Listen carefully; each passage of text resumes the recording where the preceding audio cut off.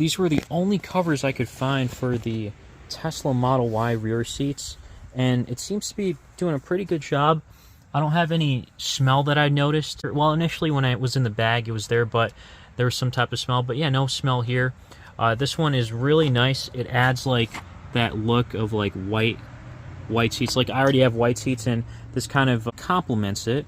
So I'm glad that this is there. And then it keeps my seats clean, actually. It does a great job. Now, the only thing is these Velcro straps are really hard. It's, like, impossible to do with one hand. And so I had some older people sit back here, and they complained about how strong this was. So I have to try to keep this open every time to get into, so it'll be easier to get in here. Now, I think I can just probably block this Velcro strap out somehow so that it'll be easy to open and close the flap.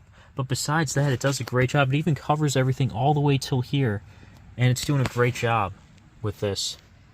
And then the front cover too here.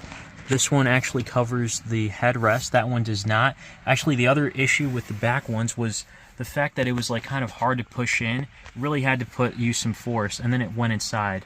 And now I don't have any issues there though. It didn't like rip or anything like that. And then to show here that the nice thing about the white thing, maybe it's not so nice, but I can see this dirt and gunk that needs to be taken out, so I can just put it to wash probably, and it should be good to go from there. And also, this is kind of soft too. It's a better material than what I had before. This is more like fabric, and this is almost like faux leather on here, like rubberish faux leather, but it still feels soft.